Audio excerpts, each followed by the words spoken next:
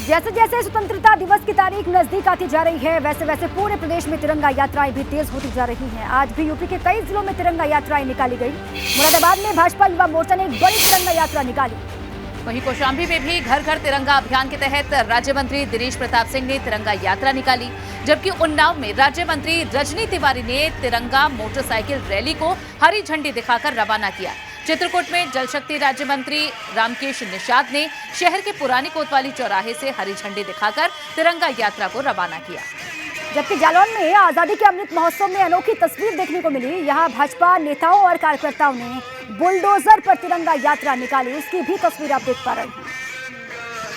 तो मुरादाबाद, कौशाम्बी, उन्नाव, चित्रकूट और जालौन में तिरंगा यात्रा किस तरीके से निकाली जा रही है, उसी की 5 तस्वीरें आपके स्क्रीन पर है।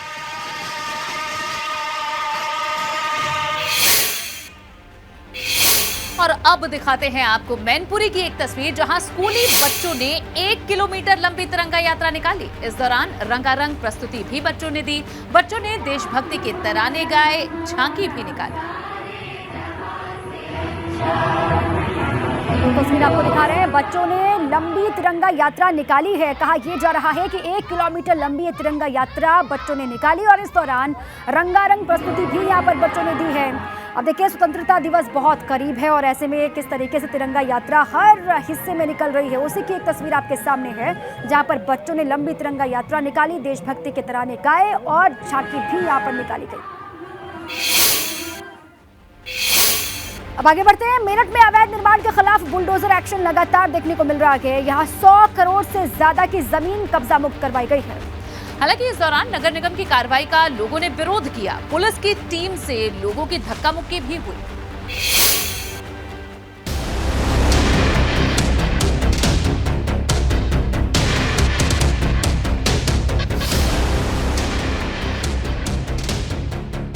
मेरठ में सरकारी जमीन पर अतिक्रमण और अवैध कब्जों पर बड़ी कार्रवाई करते हुए नगर निगम ने शास्त्री नगर इलाके में बुलडोजर चला दिया और करीब 100 करोड़ कीमत की जमीन को अतिक्रमण मुक्त करवा दिया गया।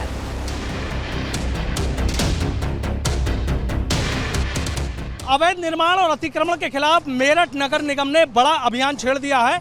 ये तस्वीरें देखिए, शहर के पौष इलाके शास्त्री नगर की हैं और यहाँ जो खसरा नंबर 6041 है, यहाँ पर करीब 60 से ज़्यादा अवैध दुकानें और जो खोखे हैं वो रख के कब्जा कर लिया गया था। और आज ये देखिए कि जो नगर निगम की टीम है, यहाँ जो बुलडोजर है वो यहाँ गरजता हुआ नजर आ रहा है। मेरठ के शास्त्री नगर में नई सड़क पर 23,900 गज जमीन को लेकर आवास विकास और नगर निगम के बीच केस चल रहा था, जिसमें निगम की जीत हुई थी, लेकिन जमीन पर 60 से ज्यादा कच्ची दुकानें और पक्के निर्माण कर दिए गए थे।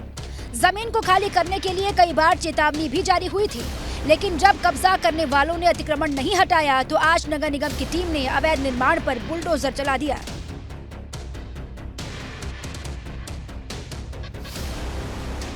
जी हाँ, 23,000 वर्ग मीटर के आसपास ज़मीन है, जिसकी कीमत 1.25 करोड़ से ऊपर बताई गई है और इन लोगों को काफ़ी बार चेतावनी दी जा चुकी है।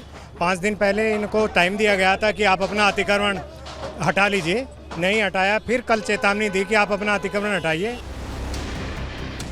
हालांकि शास्त्री नगर में अतिक्रमण हटाने की इस कार्रवाई के दौरान स्थानीय लोग नगर निगम की कार्रवाई के विरोध में सड़क पर उतर आए और आरोप लगाने लगे कि बिना नोटिस दिए ही जिला प्रशासन और नगर निगम उनकी दुकानों को तोड़ने के लिए पहुंच गया है।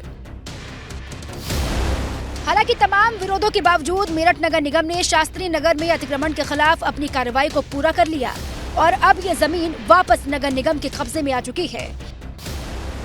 मेरठ से एबीपी गंगा के लिए सनुज शर्मा की रिपोर्ट। कॉमनवेल्थ गेम्स में भाला फेंककर कांस्य पदक जीतने वाली मेरठ की बेटी अनु रानी का मेरठ पहुंचने पर उनके गांव में जोरदार स्वागत किया गया, फूल बरसाए गए। जैवलिन थ्रो के 88 साल के इतिहास में अनु रानी ने पदक जीतकर भारत का मान बढ़ाया है।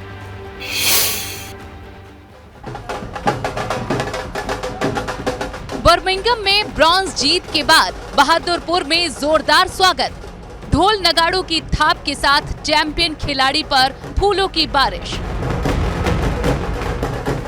बर्मिंघम में भारत का नाम रोशन करने के बाद अपने घर मेरठ आई अनु रानी के लिए उनके गांव बहादुरपुर ने अपनी पलकें बिछा दी। ऐसा लग रहा था कि जैसे अनु रानी के स्वागत में बहादुरपुर उमड़ आया।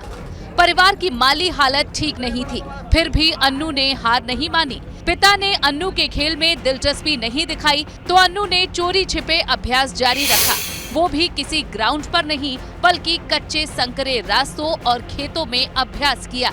जी सर, बिल्कुल। अगर आपका एक टारगेट है और आपको उसको मतलब करने का एक जुनून है तो सभी सपने पूरे होते हैं। और आपको कोई भी परिस्थिति या मतलब आप छोटे गांव से हो या आपके पास कोई सुविधाएं नहीं, आपको कोई नहीं रोक सकता। फिर भारत के 88 साल के इतिहास में अन्नू रानी पहली महिला जेवलिन थ्रोअर बनी जिन्होंने मेडल जीता।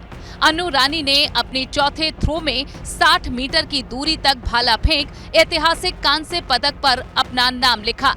अन्नू ने इससे पहले 2014 एशियाड में भी ब्रॉन्ज मेडल जीतकर भारत का नाम रोशन किया था।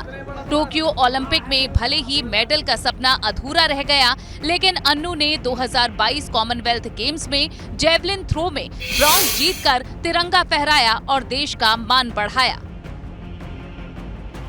के लोग हो या गांव के लोग हो, आपने सबको देखा, सभी खुश हैं क्योंकि अन्नू रानी ने वाकई कमाल कर दिखाया है, देश का नाम रोशन किया है। और कहते हैं यदि बेटियों को इसी तरीके से सपोर्ट किया जाएगा तो आप देखिए कि कमाल कुछ इसी तरीके से होता है। वीडियो जर्नलिस्ट स्वतंत्र सिंह के साथ सनुज शर्मा, एबीपी गंगा, डेरा।